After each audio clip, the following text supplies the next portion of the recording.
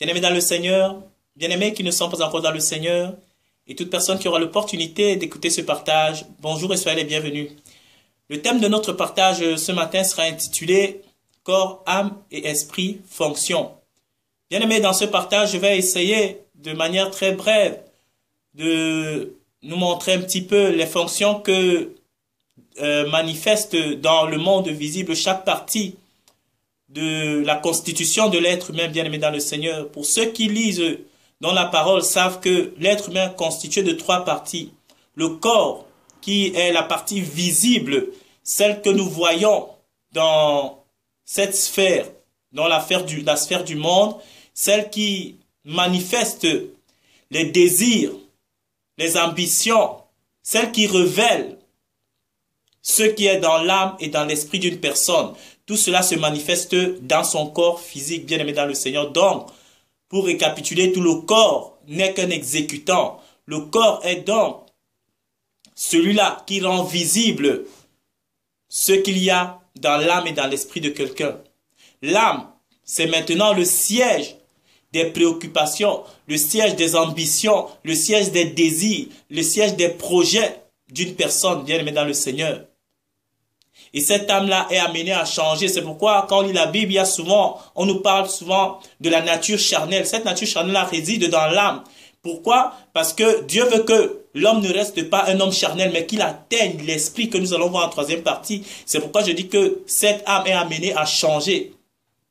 Ou, pas cette âme est amenée à changer, mais les ambitions, les projets, les préoccupations de cette âme sont amenées à changer parce que quand un homme, dans son âme, reste dans comment je vais faire pour manger, comment je vais faire pour construire une maison, comment je vais faire pour avoir un boulot, comment je dois me marier, je dois avoir des enfants. Ça, ce sont des projets ou des ambitions, des préoccupations purement charnelles qui n'ont rien à voir avec Dieu ou qui ne sont pas le désir véritable de Dieu pour nous bien-aimés dans le Seigneur.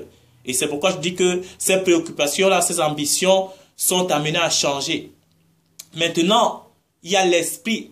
C'est ce qui en l'homme doit aller à la rencontre de Dieu. C'est ce qui en l'homme doit fusionner avec la nature de Dieu. C'est ça qui en l'homme doit épouser l'identité de Dieu pour que l'homme devienne esprit. C'est ça même le vrai homme. Parce que le but ultime de Dieu pour chaque homme sur la terre, c'est qu'il puisse devenir un esprit comme Dieu est esprit, bien aimé dans le Seigneur. Donc, quand on parle de l'homme, il faut bien se comprendre. L'homme n'est pas charnel, l'homme n'est pas corps, l'homme n'est pas âme, bien aimé dans le Seigneur. Ça, ce ne sont que des exécutants dans le monde visible, ce que nous voyons.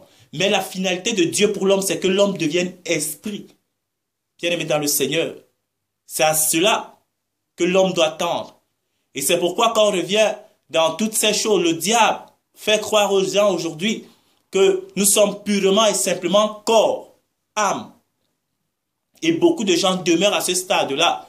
C'est pourquoi quand l'ennemi de nos âmes, le menteur, le serpent ancien, fait croire aux hommes que le vrai eux, c'est ce qu'ils voient ici. Quand vous me voyez face à votre vidéo, ce n'est que l'exécutant que vous voyez. Ce n'est que ce qui se manifeste dans le monde visible que vous voyez. Mais le vrai moi, ce n'est pas ce corps, ce n'est pas cette chair. Pourquoi? Parce que la Bible dit que quand l'homme meurt, il retourne à la poussière. Nous avons tous été faits de la poussière de la terre. Nous avons tous été tirés de la poussière de la terre. Donc ça, ce n'est que de la poussière, bien aimé dans le Seigneur. Mais aujourd'hui, qu'est-ce que le diable fait? Il fait croire aux hommes qui sont amenés à épouser l'identité, la nature de Dieu. Parce que la Bible dit que l'homme, à la fin, a été fait à l'image de Dieu. Quand on voit ce passage dans le livre de Genèse, on peut croire que l'homme qui a été fait à l'image de Dieu, faisons l'homme à l'image de Dieu, ce n'est pas ici Adam, bien aimé dans le Seigneur. Cet homme à l'image de Dieu, ça va venir bien plus tard, ce qui est Christ. Parce que si Adam était fait à l'image de Dieu, il n'aurait jamais pu pécher, bien aimé dans le Seigneur. Dieu ici, quand il parlait de l'image de Dieu, il voyait la fin, il ne voyait pas le début. Adam, c'était l'homme, le premier homme qui devait tendre à devenir esprit, comme je l'ai dit tantôt, qui devait tendre à épouser toutes les natures, toutes les vertus, toutes les capacités de Christ, afin d'être l'homme esprit, l'homme spirituel, l'homme Christ, dont Dieu avait déjà un projet, bien aimé dans le Seigneur. Donc c'est cela. Et le diable aujourd'hui, c'est pourquoi quand l'homme reste à se voir comme n'étant que charnel, purement physiologique, il reste dans cet état-là. Lui, toute sa préoccupation, et vous pouvez vérifier, dans toutes les sociétés du monde, les gens ne se préoccupent, les gens ne s'activent, les gens ne se déploient, les gens ne s'excitent dans ce monde véritablement que pour les choses de la terre, bien aimé dans le Seigneur, que pour la matière, pour l'éclat de la matière. Ils ne s'excitent que pour avoir un statut social. Ils ne s'activent du matin au soir que pour construire une maison ou s'acheter une maison. Ils ne s'activent que pour leur loisir. Ils ne s'activent que pour nourrir la chair, bien-aimé dans le Seigneur, qui n'est qu'un exécutant. Comme je l'ai dit tout à l'heure, bien-aimé dans le Seigneur, c'est comme un homme. Je l'ai fait au travers d'un partage que j'avais intitulé, si je me souviens encore bien, que le nom du partage me vienne.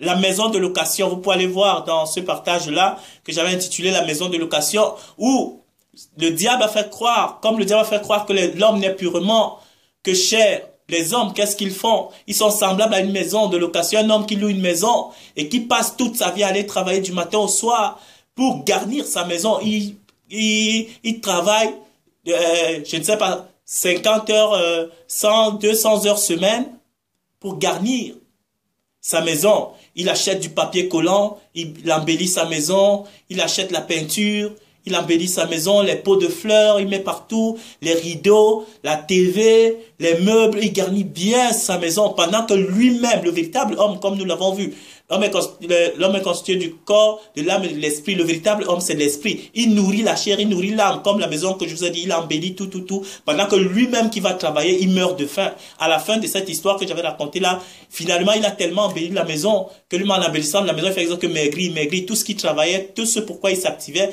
c'était que pour sa maison. Finalement, sa maison grandissait, la maison s'embellissait, lui ne faisait que maigrir jusqu'à il a fini par mourir de faim.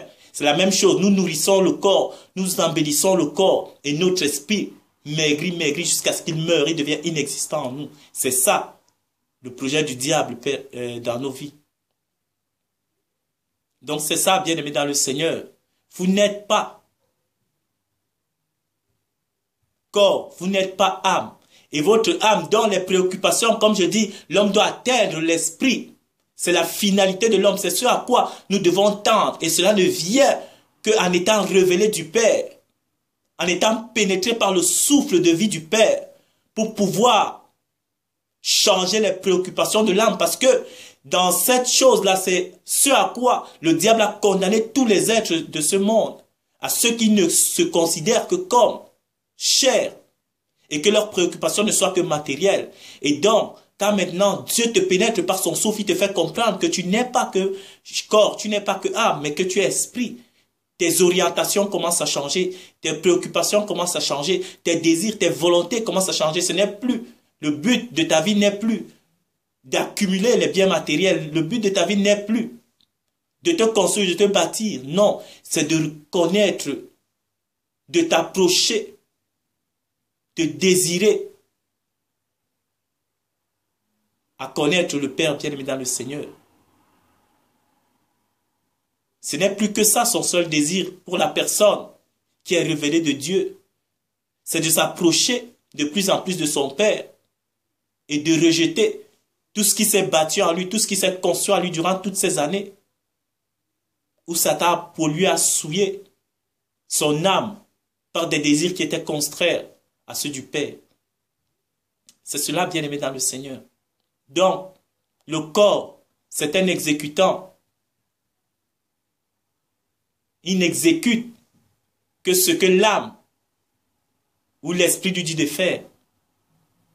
Et maintenant, quand l'homme devient spirituel, quand l'homme est révélé de Dieu et qu'il change les orientations de son âme, ça se répercute aussi sur son corps. Ses préoccupations au niveau de l'âme, comme je l'ai dit, ne sont plus toutes ces choses, les recherches des choses de la terre, mais il commence à rechercher son Père. Et même dans ce qui est visible, dans notre sphère, ça commence à se voir. Ceux qui sont autour de lui ne peuvent pas ne pas voir le changement qui s'opère en lui, bien-aimé dans le Seigneur. Le changement devient automatique.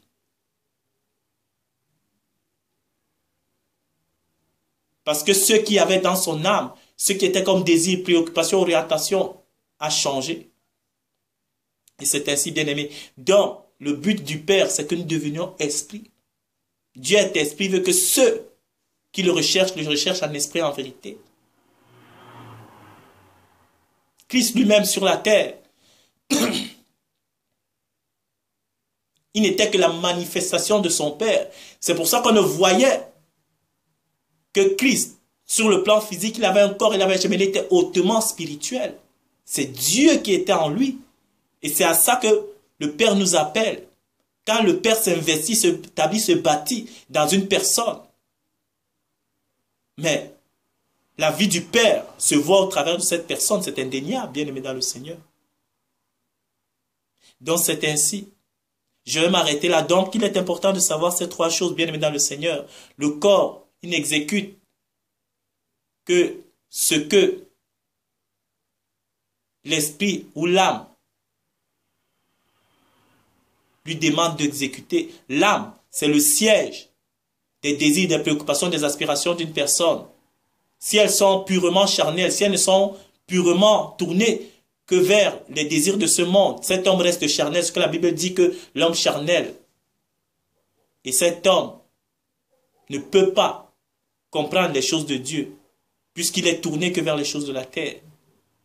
Et maintenant, quand cet homme, dans son âme, Dieu se révèle à lui, au travers de la vérité, au travers de la parole, au travers de n'importe quel moyen autre que ce soit, mais c'est Dieu qui doit se révéler à une personne pour qu'il puisse changer. Parce qu'il faut une force qui est au-dessus de la force qui gouverne quelqu'un pour le sortir de ce monde, bien aimé. C'est pourquoi parfois on cherche à sortir des choses par nous-mêmes et on n'en arrive pas.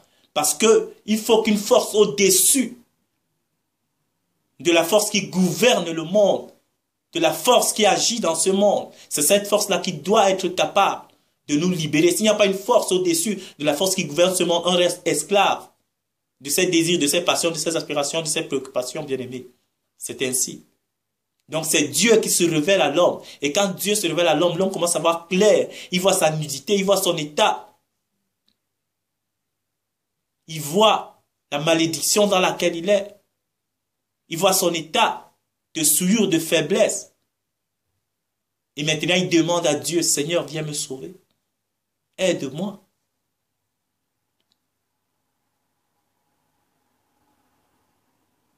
Et quand Dieu sort maintenant cet homme, parce que c'est phase par phase, Dieu doit d'abord se révéler à l'homme. Et après s'être révélé à l'homme, Dieu doit sortir l'homme du monde. Quand il sort l'homme maintenant du monde, il commence à se bâtir, se construire à lui, pour que l'homme maintenant à la fin devienne la réplique de Dieu. Il devienne maintenant celui-là qui transmet le vouloir de Dieu, qui montre au travers de sa vie le vouloir de Dieu parmi ceux avec lesquels il habite. C'est ainsi, bien-aimé dans le Seigneur. Donc l'esprit, c'est ce qui doit fusionner avec Dieu, c'est ce qui fait un avec Dieu, pour pouvoir être capable d'assujettir l'âme. Parce que comme si l'âme reste plus fort, il assujettit l'esprit, et l'esprit devient dominé par l'âme. C'est là où on voit sur le plan du corps, de la chair, quand vous voyez quelqu'un, vous ne voyez ce qui émane de lui n'est que charnel, les désirs du corps, de la chair. Ce n'est que ça qui émane de lui. Parce que son esprit n'agit plus, comme je l'ai dit, son esprit est mort. Il est totalement dominé, il est totalement assujetti par l'âme, les préoccupations de l'âme. C'est pourquoi il court partout, partout, partout pour rechercher que les choses de la terre. Mais une fois que Dieu se révèle à un homme, son esprit commence à rentrer en vie, son esprit se renouvelle. Cet esprit-là commande à l'âme, assujettit l'âme. Et l'âme maintenant, ses désirs ne deviennent que des désirs de Dieu. Et même l'homme, sur le plan de la chair, qui n'est qu'un exécutant, on commence à voir la vie de Dieu se manifester au travers de cet homme. C'est ainsi. Donc voilà un peu les fonctions de chaque partie, corps, âme, esprit. Soyez bénis. Merci d'avoir pris de votre temps pour écouter ce partage et à la prochaine.